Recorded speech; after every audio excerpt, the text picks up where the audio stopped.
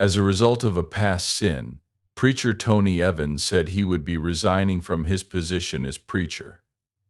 He said this was so he could go through a process of healing, just like everyone else at his church, Oakland Christian Bible Fellowship. Along with other pastors who have quit because of a personal mistake, Tony Evans has now joined that group. Some were found out and had to quit, but others, like Pastor Tony Evans, came forward on their own, admitted their mistakes, and stepped down to go through a process of restoration. This video has a list of some of those preachers, the church they led, and the reason they quit. Thank you for watching this movie and all the others on this channel. Thanks for following us, liking this video, pressing that bell, and leaving a review below. If you haven't already, please think about joining and pressing that bell so that you know when a new video comes out. Let's watch the video now. There is no set order to this list. First on the list is Pastor Fred Price Jr., who was the head pastor of Crenshaw Christian Center and quit because of personal mistakes, which is the same reason Pastor Tony Evans gave. Pastor Fred told him that this would let him go through the process of healing.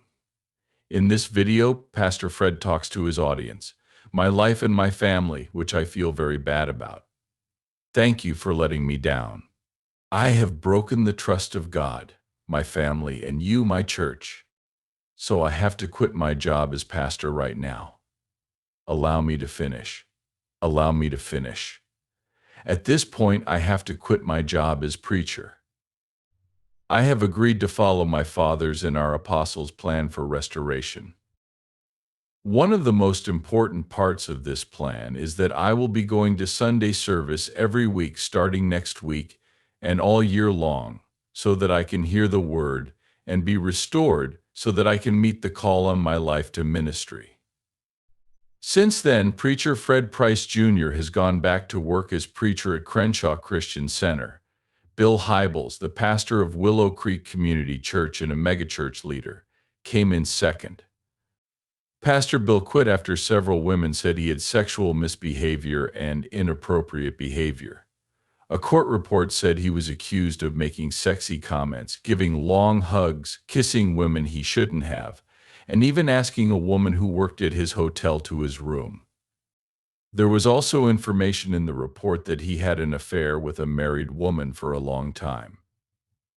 The minister denied all of the claims, and the people who were accusing him did not provide any proof. Pastor Bill quit when he saw that the claims were drawing unwanted attention to himself and were causing the elders and church staff to lose focus. Priest John B. Lowe of the New Life Christian Church in Indiana is number 3.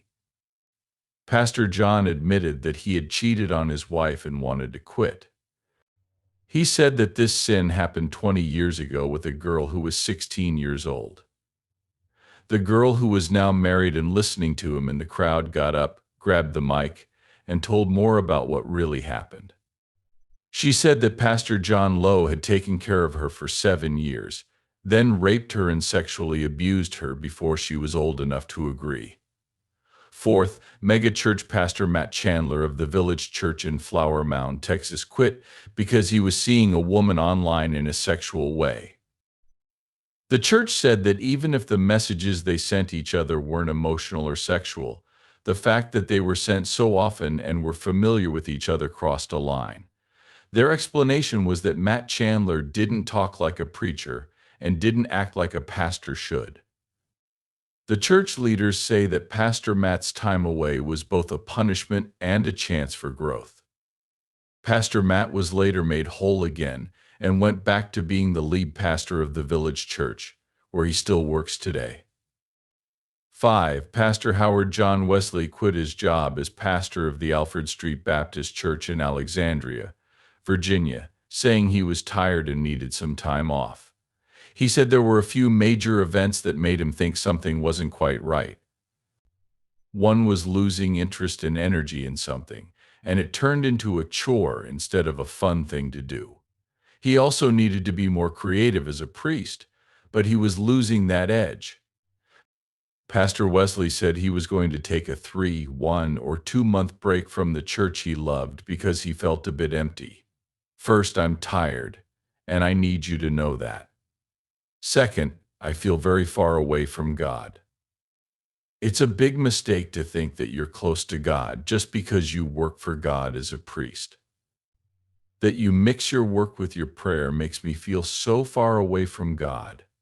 I'm being pulled away by the Lord because I'm struggling and haven't given up. The Lord is trying to change me, you guys. Sixth, leader Carl Lentz was the senior leader of Hillsong Church in Newark. It was a branch of Hillsong Church in Australia, and Pastor Brian Houston was in charge of it. He helped start the Newark Church in 2010, and it quickly became popular, drawing in stars like Justin Bieber and Kevin Durant. The way he looked, especially his tattoos, hairdo, clothes, and shoes, set a very different trend among younger pastors. In 2010, Carl Lentz admitted to having a romance with his ex-nanny and then with someone else. He was let go from his job as lead preacher at Hillsong Church, New York. Carl and his wife took some time away from service to work on their relationship and themselves. He has talked about the scandal on his social media pages, in a documentary on Hulu, and most recently in his new show with his wife on the B-Side app. She says she talked to him about it, and I told him, I know you, and I'm not here to judge you. But I do need to ask you something. I thought, there must be something wrong with your marriage because you're here with me. He said, no, it's you. Carrie says she tried to end the romance more than once. They broke up, but she says Lentz kept coming back to her until his wife Laura found out about it in late October. Did he call you to let you know? Was it a call? Yes. He called me at midnight and said, Amy, he was in the hall, as you can hear. He says, my wife found out, and I have to leave. I need to leave. And I was crushed. Hillside fired him the following month. These preachers are just a few of the many elsewhere, from all over the world, who had to quit for different reasons. This shows that even Christians can sin, but preachers are looked at more closely because their congregations have such high hopes for them. What should you do when you see a preacher or church leader sin? The Bible tells you, as it says in Galatians 6:1, brothers and sisters, if someone is found to be sinful, you who are spiritual heal them in a gentle way. It is possible to deal with someone who is sinful in a healthy and good way that doesn't hurt their already hurting heart. A good church's discipline should help the sinner get back on track so they can keep coming to church. If not, the center might end up pulling away from God and the body of Christ. From 1 Timothy 5:19-20, we learn not to believe a charge against an adult unless it is backed up by 2 or 3 witnesses. People who do wrong should be told off in front of the whole church. This is a strong message to other people. Leaders should set a good standard, so they shouldn't be criticized. They show others how to live a life completely devoted to Christ by the way they live their own. They should show others how to do good, but they should also show others how bad sin is. Pastors need stricter discipline when sin enters their lives and temptation takes hold in their hearts. This discipline should show others what happens when they sin. Pastors are like shepherds who take care of their animals. They are in charge of taking care of the people they lead. As a boss, if you do something wrong, you need to admit it and say sorry to everyone. They have to do it for the people they are taking care of. However, it is also a story that tells people to stay away from sin. The point of this video is not to shame these preachers who quit their jobs because of sin. Every Christian should learn from this that they should work out their salvation with fear and trembling because they know they can fall if they aren't careful. When you think you're on top, be humble so you don't fall.